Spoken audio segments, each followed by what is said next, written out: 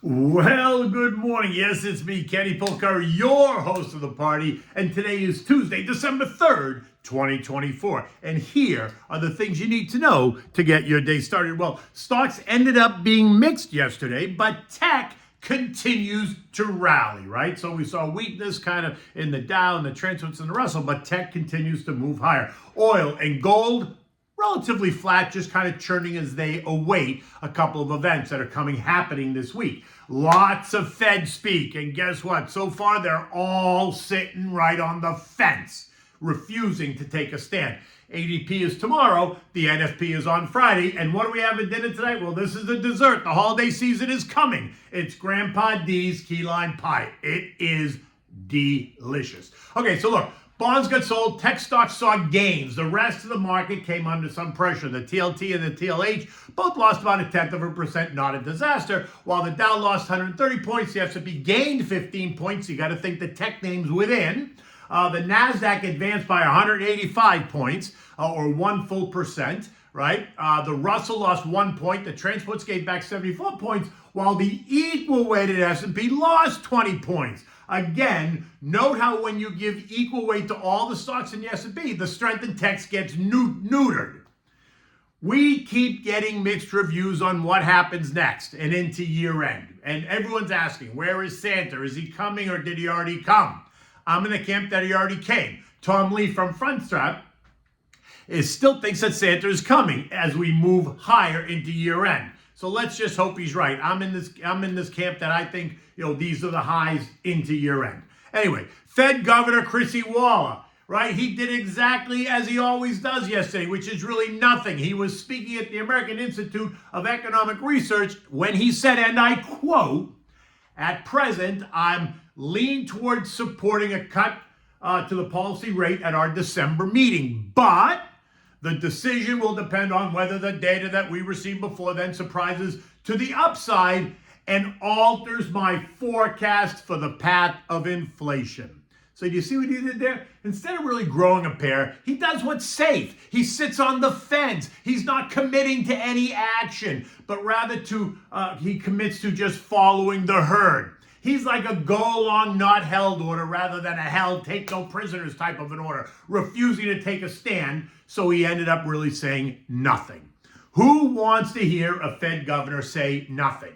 I mean, does he not see what the rest of us are seeing? Apparently not. Recall, he went along with that transitory narrative for the whole 9 months that went along. All while Atlanta's Rafi Bostic is also sitting on the fence yesterday, leaning towards holding steady, but he's open to changing his mind. In any event, I'd point them both to the latest PPI and the latest PCE data. Both inflationary measures that suggest inflation is heating up again.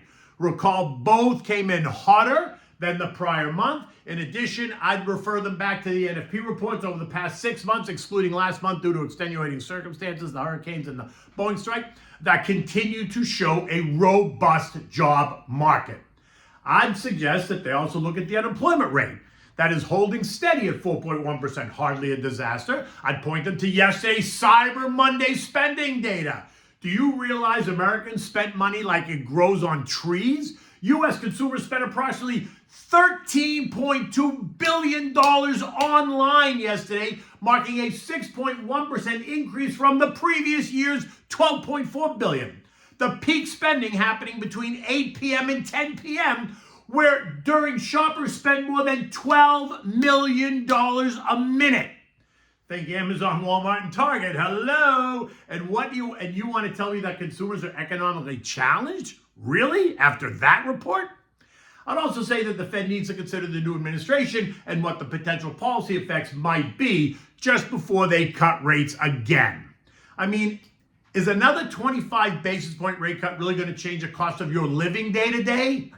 It is not. So I'm in the camp that the Fed needs to do nothing. They need to sit tight and consider what they've already done and see how this plays out. Today we're going to hear from another Fed governor, Adriana Coogler, along with Chicago Fed President Austan Goolsbee, who is very much a dove, is dying to slash and burn rates.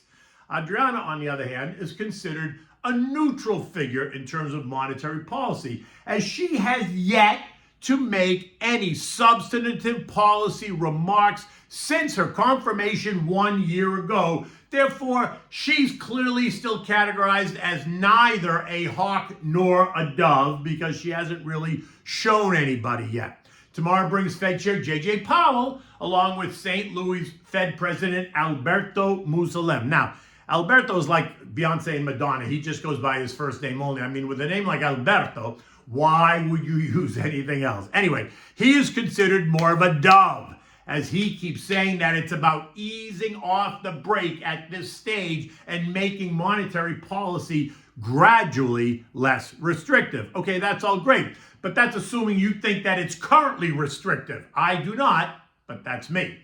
Eco data today includes the JOLTS report, which is the Job Openings and Labor Turnover Survey, which is a monthly report produced by the BLS, Bureau of Labor Statistics. It details the number of job openings, hires, and separations, including quits and layoffs, in the labor market, providing insight into the overall health of the job market by highlighting labor demand through its job opening data. Okay, that sounds extensive, doesn't it? Okay, listen to me. There are 33 million businesses in the U.S., and only 21,000 respond to the survey. That's a response rate of 0.0006%, which is why I do not overreact to this data point at all. Just not sure that a 0.0006% response rate really paints a full picture. But again, that's me. You do you.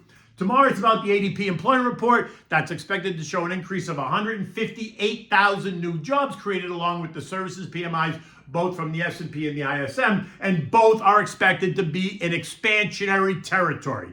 In addition, we're going to get factory orders and durable goods orders tomorrow. And then on Friday, it's the NFP report. And this is the one that investors want to see and the one that the Fed needs to see, as if they haven't already seen it. That's my case, but that's always been my argument. I'd say pay attention to what JJ says tomorrow. My guess is that he too is going to sit on the fence, but I'm expecting him to lean a little hawkish. But let's wait and see.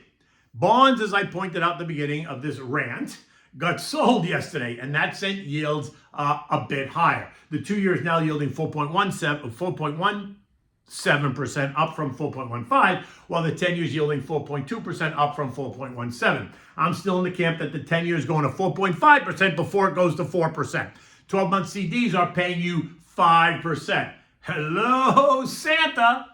Oil is holding steady in the $66 to $70 trading range, awaiting the OPEC Plus meeting on Thursday, December 5th. Remember, that got moved from Sunday to Thursday.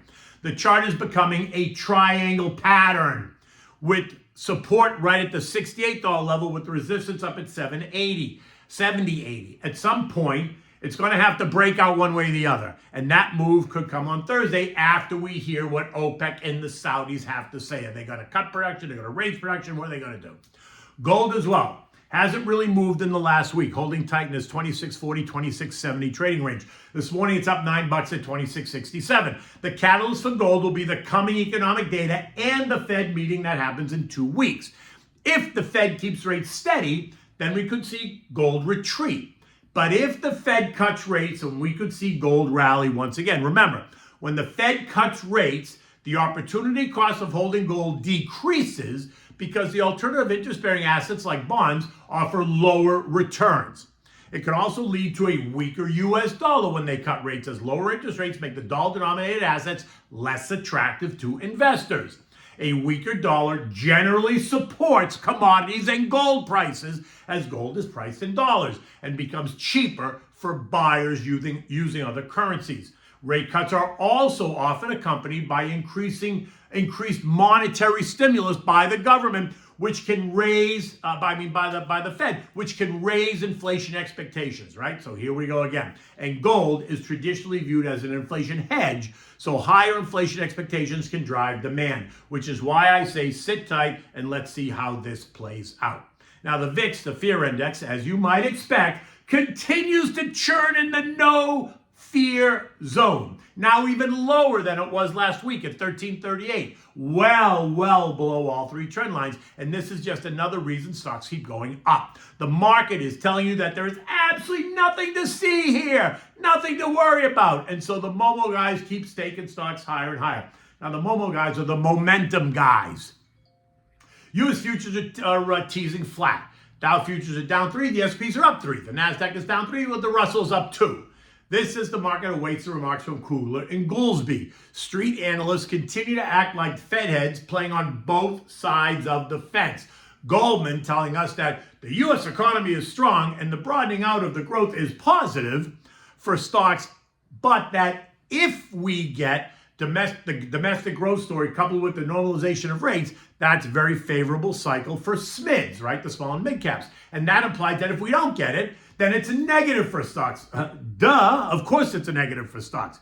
This also, as Eddie Lucabari, who's a JP Morgan strategist, told us that the SMIDs, again, the small and mid caps, have the potential to deliver double-digit gains next year under a best-case scenario.